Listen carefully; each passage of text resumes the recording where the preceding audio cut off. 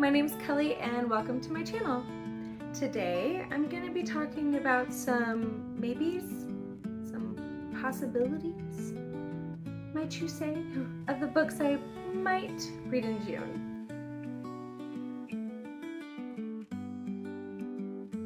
So June is going to be interesting.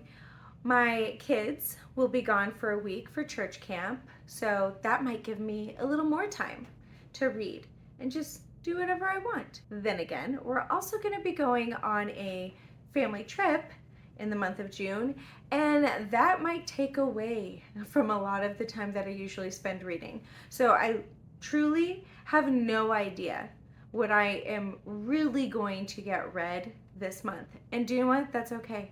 Because like I mentioned before, I am to the point where I realize wholeheartedly that I am a mood reader. I don't mind a book here and there saying, you know, let's read this book together. I actually kind of find it fun.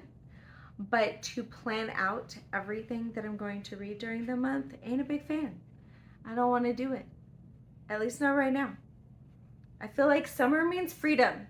That includes reading freedom. Okay, so let's start with the books that are kind of a rollover from last month. The first book is The Kingsword by Micah I. Cooley. The description says, even those touted as wise can fall prey if they do not have the foundation. The two kingdoms of Aranon and Caledon lie sunken in the folds of deception and tyranny after the death of Aranon's king and the mysterious disappearance of the Kingsword. Attacked by ruthless assassins of a legendary race, Theodrin and his sister are suddenly thrust from their quiet life into a world they never expected to know. Myron, a young man driven to a lonely life, becomes an invaluable friend to Theodrin on his journey to discover a hidden truth. But things take a turn for the worst when they realize that the usurper of Aranon's throne has only been a pawn in the hand of one far more dangerous and powerful. Join Theodrin and Myron's quest through wars, struggles of faith, and wild lands of mysterious legend to find the one safeguard against deception. I'm about halfway through this book right now, and it is so good. So Micah has a bit of a J.R.R. Tolkien feel to his writing, but he's not as wordy as Tolkien, which I know is one of the things that some people find a little frustrating with his works. So it's a much easier read than what some people might feel the Lord of the Rings series is. So good, and he keeps the momentum moving. I have not wanted to put this book down since I've started it, but I'm intentionally making myself read it slow so that I can soak in every bit of the story and so that there won't be something that just kind of flies over my head. But I can already tell you I recommend this book.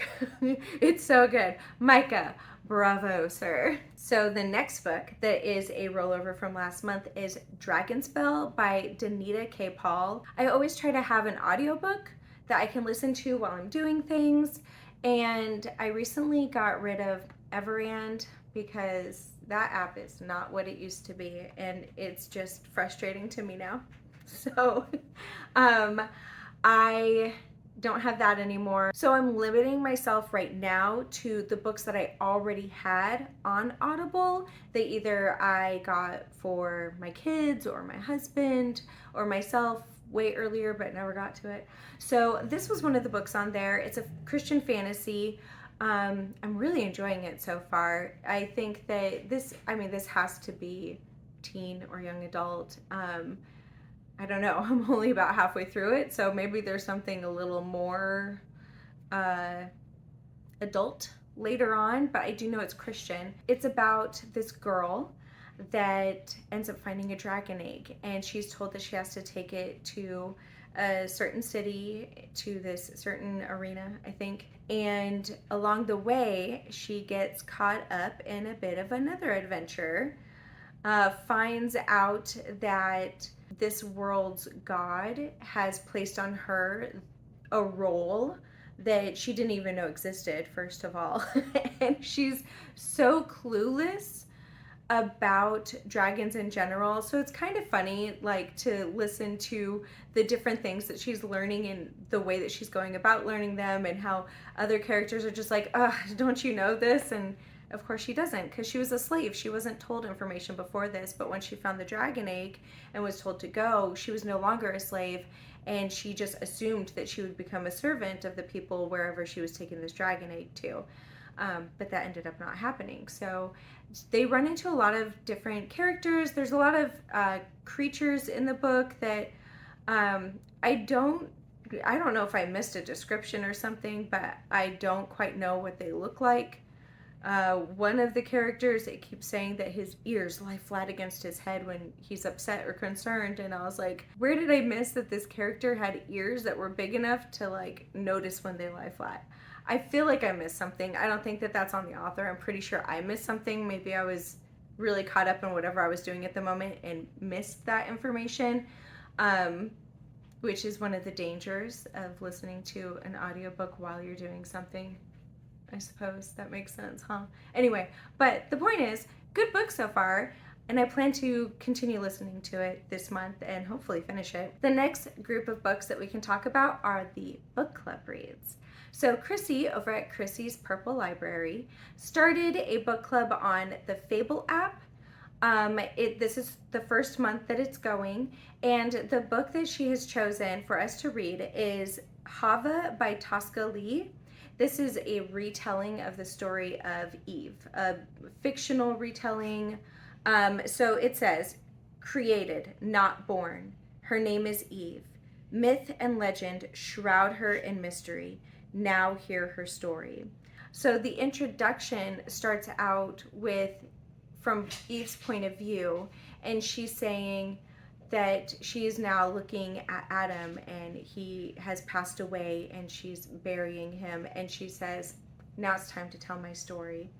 So one, I mean, that just grabs your attention right away. I've decided to go into this with the mindset of purely fiction, because I have noticed that I tend to get irritated when things stray from the Bible, like too much, if it's a fictional biblical retelling. But since it's about Eve and there's not much about her in the Bible really from past the first couple chapters, there's a lot of room for conjecture. I really think that I'm going to enjoy it just from the little bit that I've read so far. I'm just not thinking of it as biblical. It's just biblical fiction, more fiction. And that will prevent me from getting too much in my head about it all. But I'm really excited about it. The other book club read is actually my book club on Fable. I started this in January. I've talked very briefly about it on here before.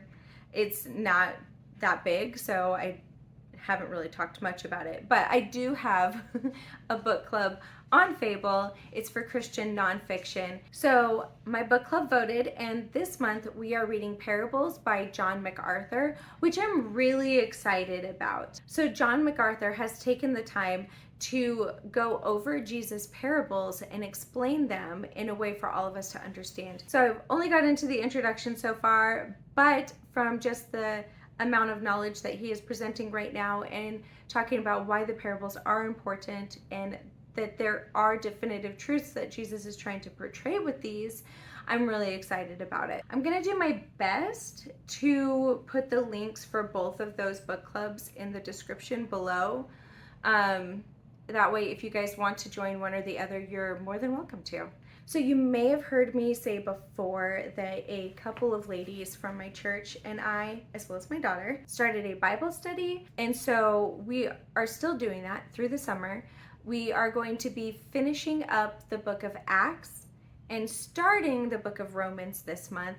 And then this is the Bible study that we do with it. It's the Behold study of the New Testament by the Daily Grace Company. I really like it. I've mentioned before, there's a page for each chapter, and then you have the questions that are supposed to just help you apply that chapter to your own life. It's really great. I really enjoy it. We do 5 chapters a week, because I think there's like 260 chapters in the New Testament. And so if you take that over the whole year, it's about 5 chapters. I think it's exactly 5 chapters a week. So it's really good if you're looking for something to do for through the year for the New Testament. This is a great one to go with. I also want to talk about the books that I got from my library. Honestly, I'm not gonna lie, some of these I'm surprised that they were in my library, because we have a small library because we're in a small town, and I wasn't sure that some of these would be in there because there are so many authors that our library does not have. The first one is Ross Poldark by Winston Graham. I've heard a few people talk about these books, this series, and I know literally nothing about it, but I figured why not try it, because I think our library actually has most of this series. So I do plan to maybe try to read this. I don't know, we'll see. Another one is All That Really Matters by Nicole Deese.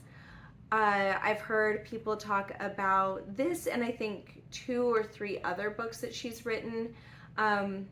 There was only this one and another one at my library. There's not a whole lot of option there. So I decided to grab this, and maybe I'll get to this month. There's The Starlet Spy, The Heroines of World War II by Rachel Scott McDaniel. I can't remember who mentioned this book. I think that it might have been Lindsay, I think. But I always love a good spy book. So the fact that this was there, I was pretty excited. So I definitely hope to read this one. And then The Vanishing at Castle Moreau by Jaime Jo Wright. This was the only Jaime Jo Wright book that my library had, or at least that was in when I went there. So maybe I'll get to this book. I don't know. Like, I've heard some people explain her books as being Christian horror, which of course, like, and I know that they've said that in the end it turns out like that there's nothing actually supernatural about the situation, which is great. But just the fact that it's horror, I don't know. I avoid horror movies. I used to love them when I was younger. So I don't know. We'll start reading this, and if it gets to the point where like I'm reading on edge, like more than I would with just a regular suspense, I don't know. We'll see. I'll give it a shot. I've heard amazing things. I'm just not a huge fan of horror. I like suspense, just not horror. So we'll see. Some other possibilities, but I'm not guaranteeing anything, are The Silmarillion by J.R.R. Tolkien.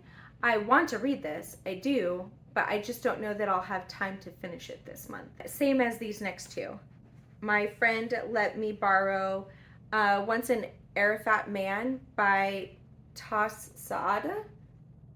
I'm really sorry if I'm mispronouncing that. It's about a man that's a Palestinian refugee. He was a sniper and chauffeur for Arafat. And it's just about how he went from how he was raised and the cultural things that he was raised to believe, and how he ended up finding Christ through that. I'm really excited to read it. She recommended it to me. She always recommends great books. So I really want to read it. I'm just really hoping I have the time this month. Another book that she has let me borrow that I still haven't been able to get to, I've been able, I just haven't gotten to it, is George Muller, Delighted in God by Roger Steer. She also absolutely loves this book, and I really want to read this one. I just really hope I have the time this month. But my goal is to at least get one of these books done this month, and the other one started, and at least start this book. We'll see what happens. So that's about it. Maybe I'll read all of these, maybe I'll read a couple, and then decide to read some of the other books I have on my shelf. I don't know. Maybe I won't have time to read hardly anything at all with all the stuff that we have going on this month. But these are just some of my possibilities, and I'm excited for all of them. They all seem like really great reads. Anyhow, if there are any that are, especially from the library that I mentioned, that you think that I should definitely get to, leave a comment below and let me know. That way I don't miss out on it and then just don't think about renting it again, although it could have been an amazing read. So that's about it. I hope you guys have an amazing June, an amazing start to your summer.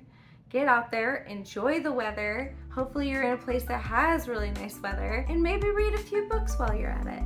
All right, you guys have a great day. Bye.